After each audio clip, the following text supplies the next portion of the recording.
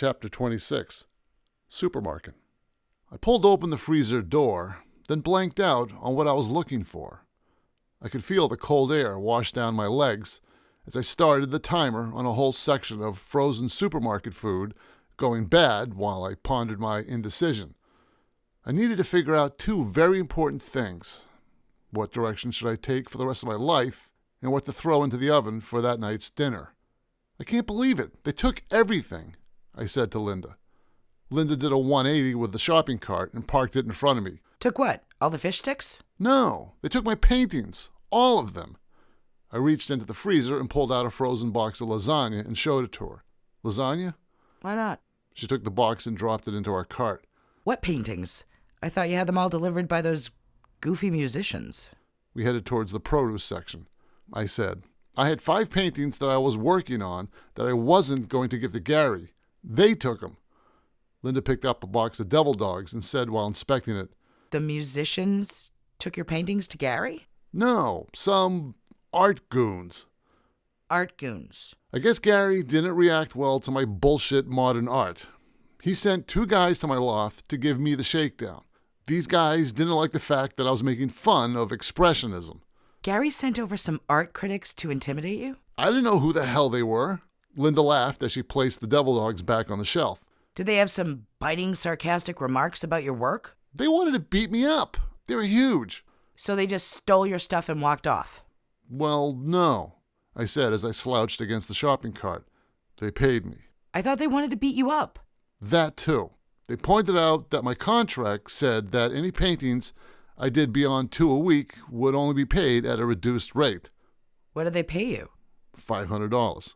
You're complaining that 2 guys paid you $500 for your work? That's not the point. Those paintings will now go into the fire. I actually wanted those paintings. Linda leaned into me and said in a hushed tone, Quick, give me your phone. I glanced around the store. I said, Why? What's going on? She nodded towards an obese woman riding an electric scooter wearing a Just Lick It t-shirt. This would be a perfect People of Walmart shot. Peopleofwalmart.com is a website filled with photos of odd specimens of humanity that were captured anonymously while wandering around Walmart department stores. The more interesting ones fell into the category of what the hell were they thinking. The Just Lick It t-shirt on this woman clearly placed her in that latter category. But we're not even in Walmart, I whispered back to Linda. Who's gonna know? She said as she motioned repeatedly with her hand for me to give her my phone. I laughed quietly. No, I said, just savor the moment. We snickered together like a couple of asshole school kids as we watched the woman disappear down the next aisle. I said, come on, let's get out of here. We loaded what little groceries we had into my Jeep and drove for several minutes in silence, listening to NPR on the radio while I brooded about the confrontation I had at my loft. I killed the volume and said to Linda, I want to have a body of work to show. If everything I do goes into the fire, how do I prove to anyone that I'm an artist? Artists who sell their work don't get to keep it. You can't have it both ways. I know, but once my work ceased to exist, I ceased to exist. I might as well have painted houses for a living. You would have been paid some pretty good money to paint houses. Nobody remembers the guy who painted the White House back in the 1920s. This is my one shot at immortality, my work. I'll be dead, but hopefully someone will look at one of my paintings and go, oh, that guy. How does that help you if you're dead? You won't be around to appreciate it. So I should just take the money and get drunk and not worry about it? Linda laughed. It's worked for plenty of artists in the past. But I need to have my work. At least know that someone appreciates it and didn't use it for a roll of toilet paper. So are you not going to take Gary's money and not paint? I mean, you can stop, right? I can't do that. I need to paint. It's who I am. Can't you paint in private? I tried that. Now I have 2 art goons who are going to keep tabs on everything I do. How do they even know to find you at the loft? That's a good question. Somebody must have told them I paint down there. We got to my apartment, grabbed the groceries from the car, and walked towards the front door. John was sitting in his usual spot, his nose inches away from a notebook in which he was obsessively scribbling. He never glanced up at us as I searched for my keys. Have you ever met my neighbor John? I asked Linda. Linda craned her neck slightly to get a peek at what John was working on. No. John, this is my girlfriend Linda. Nice to meet you, Linda, he said in a well-rehearsed manner, never looking up from his notebook. I found my key and opened the front door. John lives with his mother, I said to Linda. She makes sure he stays on his meds. He's a very interesting artist. Oh, you're an artist too, John. Linda said, still struggling to get a peek at what he was working on. There was an awkward moment as he continued to draw in his notebook, as if ignoring us. Then he finally said, I like to draw. I could see Linda was dying to see what he's been doing. I said, John, can we see what you're working on? He reluctantly showed us his page. It was covered in finely detailed spirals and circles, perhaps mapping out the connections of all the synapses in his brain. Clearly a full day's worth of work. Linda was slightly taken aback by the amount of time that went into John's drawing. That's very interesting, John. He's got an entire bedroom covered with this stuff, I said to Linda as we entered the building. Hey, I'll see you later, John. Wow. He sits there all day? Yeah, I guess it's the one thing that keeps him focused. We got to my apartment. I tossed my keys on the kitchen table and turned on the stove to 350 degrees. Linda went for the TV. What do you think of a movie on demand? I rummaged through what I considered my liquor cabinet, a cupboard space next to the stove.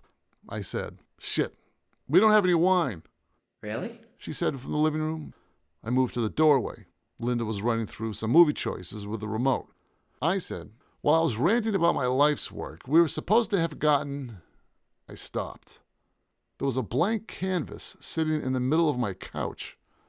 I picked it up and asked Linda, Did you put this here? No, I've been trying to find a movie. A wave of adrenaline washed over me. I said, I didn't leave this here. Linda glanced up at me with a concerned look, then at the canvas. She also realized what that meant. I went to the closet where I kept the blank canvases. The others had been moved. Somebody's been in here, I said quietly. We went into my bedroom. I pointed to the closet doors. The closet doors are all the way open, I said. I always keep them closed. I gave the inside a quick scan. I said, I don't see anything missing. Who do you think it was? I wouldn't be surprised if it was those art goons. They probably came here looking for more of my work. We went back out to the kitchen. I had a sickening feeling of paranoia as I scanned my apartment for anything else out of place. I said, Let's ask John if he's seen anything. We went back outside and approached John, who was still working in his notebook.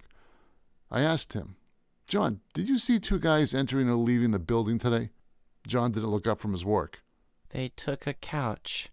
Perplexed, Linda looked at me and said, Nobody took your couch. I knelt down next to John. John, I said, what were these guys wearing? He stopped for a moment and bit down on his pencil. Uniforms? He said slowly, then continued to draw. Would John think two guys in dark suits look like uniforms? I asked him, John, what did it say on their uniforms? Beckons Van Lines. Frustrated, I glanced at Linda for help. It had always been tricky to get any sort of clear information out of John. I asked him one more time, John, who else came by today? He continued sketching for a moment and stopped. Flag agents. Flag agents? That sounded intriguing. Were they wearing dark jackets? I asked him. Yeah. And sunglasses? Yeah. Why do you think they were flag agents? They had little flags. John pointed to his chest. Right here. Rainbows. I stood up and looked at Linda. Shit, that was them.